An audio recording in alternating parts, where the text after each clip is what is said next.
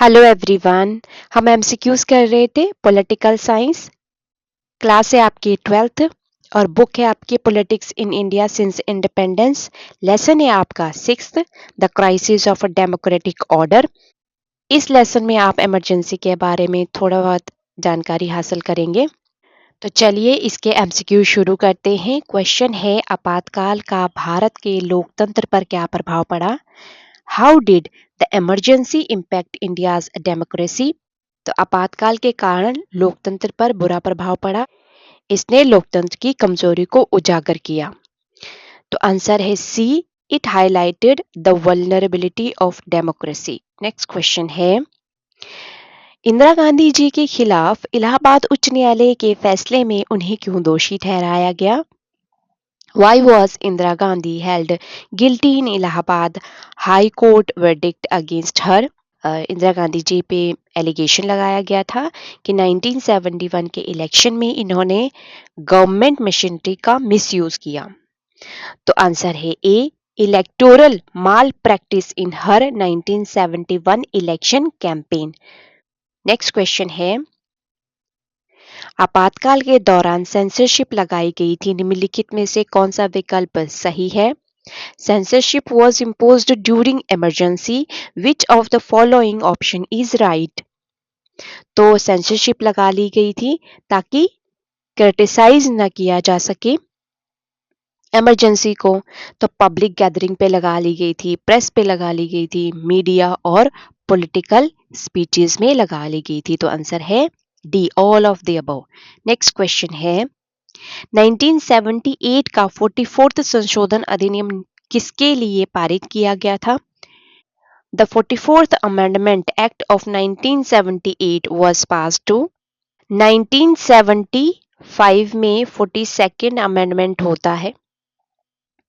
उसके अंतर्गत इंदिरा गांधी सरकार क्या करती है? बहुत सारे अमेंडमेंट लेके आती है जो कि जनहित के लिए सही नहीं था और ना ही अकॉर्डिंग टू कॉन्स्टिट्यूशन था। 1978 में तो सरकार बदल जाती है। 1977 में तो जनता पार्टी आ जाती है। जनता पार्टी लेके आती है 44th संशोधन अधिनियम। उसके अंतर्गत जितने भी इलीगल तरीके से या समहाउ कह सकते हैं कि कॉन्स्टिट्यूशन के अकॉर्डिंग नहीं था, वो सभी अमेंडमेंट जो है वो नलीफाई कर देते हैं। आंसर है यहाँ पे A, restore the balance of power and safeguard civil liberties. Next question है, किस संशोधन ने आपातकाल के दौरान न्यायिक समीक्षा और मौलिक अधिकार पर अंकुश लगाया? Which amendment curtailed judicial review and fundamental right during the emergency? तो आर्टिकल है 42nd।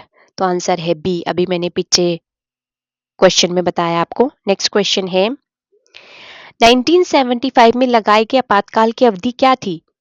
What was tenure of emergency imposed in 1975? तो वो था 21 मंथ। तो आंसर है डी। नेक्स्ट क्वेश्चन है, आपातकाल के दौरान पारित 42nd संविधान संशोधन की मुख्य आलोचना क्या थी? What was the main criticism of 42nd amendment to the constitution passed during the emergency? तो वो ये था कि वो सेंट्रलाइज कर रहे थे पावर को। फेडरलिज्म हमारे यहाँ फॉलो होता है, ठीक है। फेडरलिज्म में क्या होता है कि शक्तियों का बंटवारा है, लेकिन इमरजेंसी के दौरान सारी शक्तियां केंद्र में एकत्रित हो गई, मतलब वहीं से ही वो आगे चल रही थी। अब ऐसा तो डेमोक्रेसी में होता नहीं है, इसीलिए क्रिटिसिज्म हो रहा था 42nd अमेंडमेंट का। It promoted centralised of power. तो आंसर है सी। नेक्स्ट क्वेश्चन है, संपूर्ण क्रांति आंदोलन का प्राथमिक उद्देश्य क्या था? What was primary aim of a total revolution movement? तो इसका प्राइमरी एम ये था कि इरेडिकेशन ऑफ करप्शन, करप्शन को खत्म कर दिया जाए, एंड रिस्टोरेशन ऑफ डेमोक्रेसी, और डेमोक्रेसी को वापस से रिस्टोर किया जाए। तो आंसर है ए। नेक्स्ट क्वेश्चन है, जयप्रकाश नारायण के नेतृत्व में किस आंदोलन ने आपातकाल का विरोध करने में महत्वपूर्ण भूमिका निभाई थी? Which movement led by Jayaprakash Narayan played a significant role in opposing the emergency? तो वो था टोटल रेवोल्यूशन मूवमेंट। तो आंसर है ए। नेक्स्ट क्वेश्चन है, Who became the first non-Congress PM of India after the emergency? आपातकाल के बाद भारत के पहले गैर कांग्रेसी प्रधानमंत्री कौन बने? तो वो थे मोरारी जी देसाई। इनकी सरकार अपना कार्यकाल पूरा नहीं कर पाए, उसके बाद चरण सिंह बन जाते हैं, क्योंकि कॉलिजन की सरकार ज्यादा देर तक नहीं चलती है भारत में, ये हिस्ट्री है। तो यहाँ पे आंसर है सी, मोरारी जी देसाई।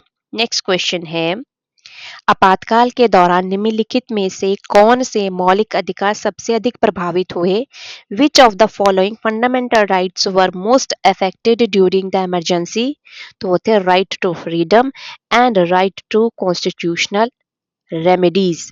और इसके अंतर्गत आते हैं जितने भी रिट्स हैं, और हैबियस कॉर्पस भी प्रभावित हुआ था। तो आंसर है ए। नेक्स्ट क्वेश्चन है, भारत में 1977 के आम चुनाव का परिणाम क्या था?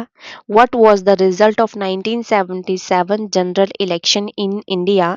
तो जनता पार्टी, जो कि कोलिजन थी बहुत सारी पार्टियों का, 6th लोकसभा इलेक्शन था ये, और जनता पार्टी ने 295 सीट्स जीती थी। फिर मोरारी जी देसाई जो है वो पीएम बन गए थे। तो आंसर है डी। नेक्स्ट क्वेश्चन है, 1975 में आपातकाल कब लगाया गया था?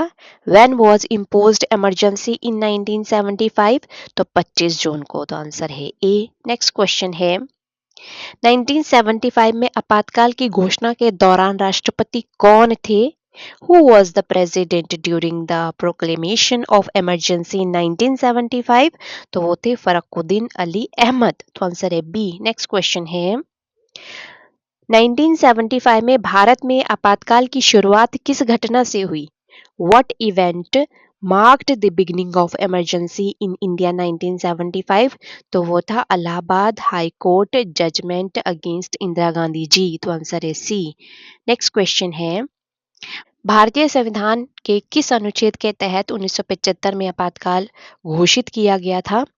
Under which article of Indian constitution was emergency declared इन 1975? तो वो था आर्टिकल 352। आंसर है बी, नेशनल इमरजेंसी। और आर्टिकल 356 स्टेट इमरजेंसी, आर्टिकल 360 है फाइनेंशियल इमरजेंसी। ये सारे कहाँ पे मेंशन है, कौन से पार्ट में मेंशन है? पार्ट है आपका 18।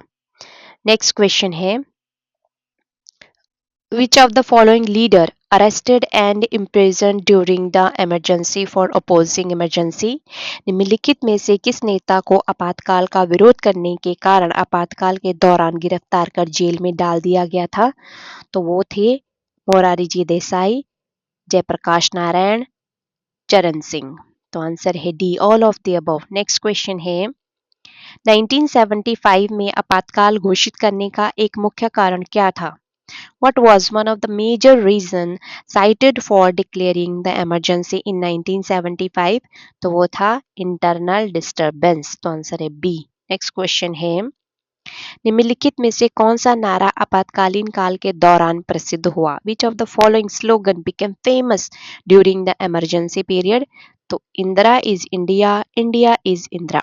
आंसर है ए। नेक्स्ट क्वेश्चन है, आपातकाल कब हटाया गया और चुनाव की घोषणा कब की गई?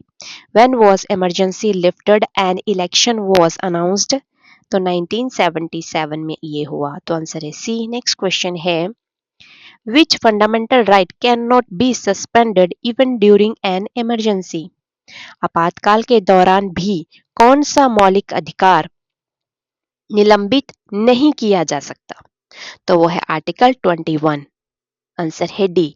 आर्टिकल 21 के अंतर्गत है right to life and personal liberty.